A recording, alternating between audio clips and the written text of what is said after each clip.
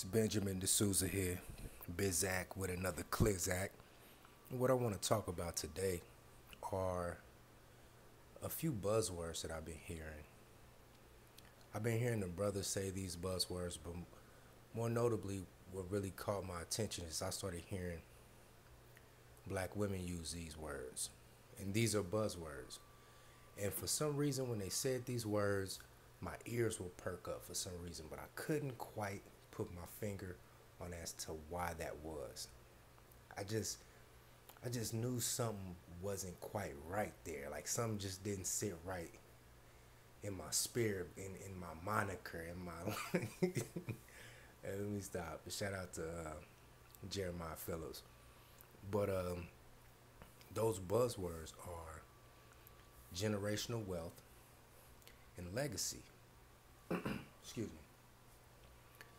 Now, you brothers need to be mindful when you come across a B-dub who uses these words, because her idea of generational wealth and legacy may be vastly different from your idea of generational wealth and legacy. Let me explain. Now, how I define generational wealth is wealth that is passed down through to your descendants, that reverberates for generations, and that wealth is a cornerstone to the success and the proliferation of your last name. That is generational wealth. However, when these B-dubs talk about generational wealth, they're talking about, an extra surplus of money that they can just fuck off. Enough money to where all the bills is paid, and they can get their trinkets, the eyelashes, weaves, bags, etc. Take little trips, and so they can take pictures and look fly, so they can stun on their homegirls on the gram and shit. Like, that is their idea, excuse me, of generational wealth, because men and women are going to look at generational wealth differently, for the simple fact that attaining generational wealth takes sacrifice. The difference between men and women is that men are willing to sacrifice, women are not. Take, for instance, oh, excuse me. I made a video a while back talking about black barbers count your days, or something to that effect, where I was lamenting and venting about the issues that I had with black barbers, right?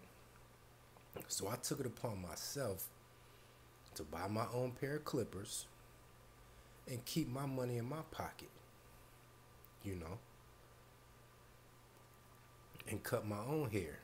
Now, where the sacrifice came into play is that I'm not a trained barber. Not only am I not a trained barber, but I'm cutting myself, and I need extra mirrors to see all angles of my head. Suffice it to say, my self-cut haircuts didn't look too fly, the first couple times. They were looking kind of chili bowlish, if you get what I mean. And this was back in AIT and shit, right? That's for the brothers who want to spruce up their shit with a fade. Now, if you just want to give yourself an even low all over with a cool little lineup, but still on the lineup you need practice there too, But I was willing to sacrifice not looking so cool and not paying for a barber by just cutting the shit myself. You know what I'm saying? Or, like, for instance, take clothes for instance. Like, I'm willing to streamline my wardrobe to where I'm not excessively spending on brand labels. My father told me a long time ago, he said, the reason why I don't, and I'm quoting him, he said, the reason why I don't wear brands with other people's labels, he said, because I'm promoting me. I'll wear a blank t-shirt or a blank, polo shirt and represent myself before I represent somebody else's brand, you know. So what I'll do is I'll sacrifice me going to the gym, getting my body right, getting my fit right, getting the right kind of clothes that may not be on the expensive end, but I'm going to look good in them. Now, I'm not saying go straight Walmart on everything, but you ain't got to go high-end European on everything either. You know what I mean? You gotta have some sacrifice there. You get what I'm saying? We all know for the most part, females are not. They're not doing that. They are not doing that. So their idea of sacrifice to secure generational wealth is completely different from yours. Now, it sounds good how they parrot our talking points because it was the men who came out first talking about generational wealth and legacy and shit, right?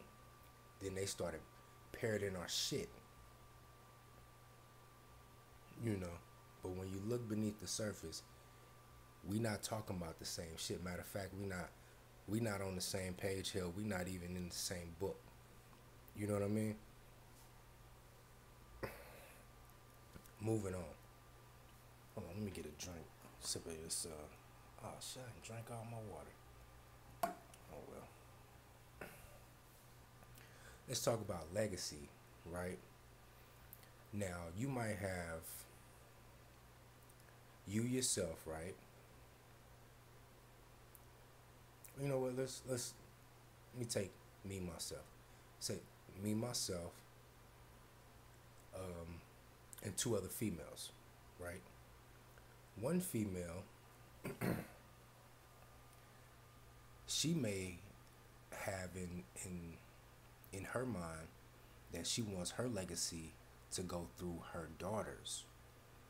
You get me? So let's say we all three have 4 children apiece. 2 boys, 2 girls, right? So she wants to run a matrilineal legacy. So she'll provide her daughters and pump her daughters up to be lawyers, doctors, going to become a governor of some sort or something high on the higher end, something more prestigious that can generate a lot of money. So she'll push them to that avenue. So she'll take the resources that she amasses with her husband and send her 2 daughters to college, right? But she'll tell her sons, y'all just need to go, y'all can go to trade school or go to Job Corps or join the military. I mean, nothing wrong with the military shit. You can make bank. You get in here, you work hard, you rank up, and you play your cards right, and you make this motherfucker work for you. You can't be sitting pretty. I'm not gonna cap, but you gotta put in the work. But that's besides the point. But she could just funnel her male children to go to mediocrity. She raises 2 mediocre boys, but she raises 2 high-performing girls. And that kind of ties into what SWP was talking about when he had a conversation with a female, and she said, my daughter, and he said that the female said, my daughter will be president and my son will be a good black man. So that right there is a prime example of a matrilineal legacy-minded female, right? When you're dealing with these, with a lot of these women, B-dubs in particular, that's what they're thinking about. That's what they're on. especially if they're on the dark side of things. Then you got the other female. She's more, excuse me, she's more egalitarian with her approach on legacy. She wants all four of her children to go to college.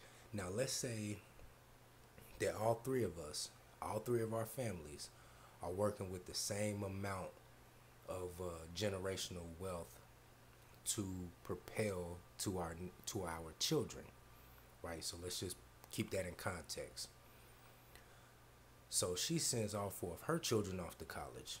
The difference is between her and was the first one is able to allocate more resources to her two daughters that went to college, as opposed to the second one who allocated her resources and split it four ways to all four of her children that are going to college. You get what I'm saying? So the second woman is at a disadvantage. The second person is at a disadvantage. Now take me for instance. I have a patrilineal minded legacy. So granted, if I got two sons and two daughters, I'm going to propel my sons to be the captain of industries, to be industrious. You get what I'm saying? And I'm going to coach my daughters to be wives. Plain and simple. That might sound unfair. I don't give a fuck. It is what it is. Now the difference between all three of us is that I'm allocating more resources to my two sons going to, let's just say being industrious, right? Or going to college, right? Not saying that college is a foregone conclusion that you're going to be successful. I'm just using this as a template so you can understand what I'm saying.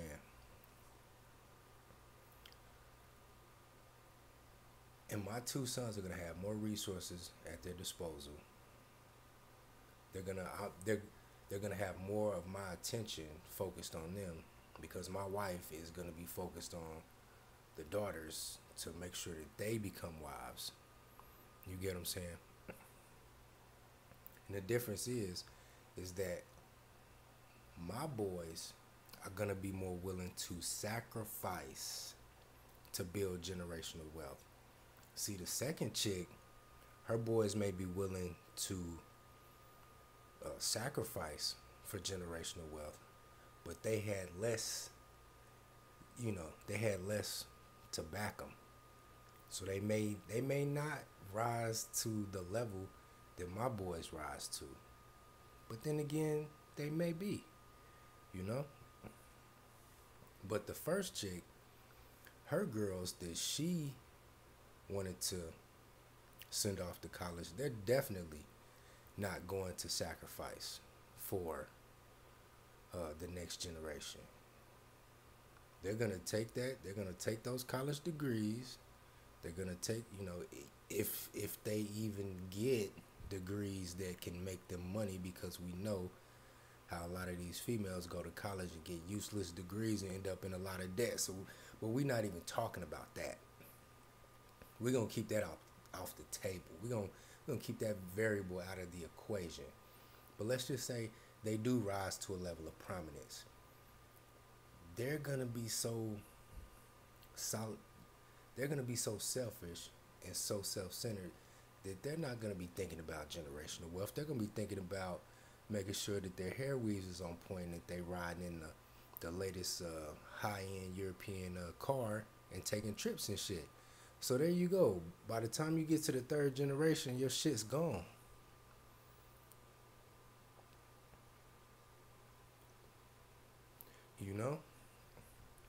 So brothers, be mindful of when you come across these, because I'm seeing this a lot. I'm seeing this in real life. I'm seeing this on the internet, where a lot of these females are talking about generational wealth, legacy, generational wealth, legacy.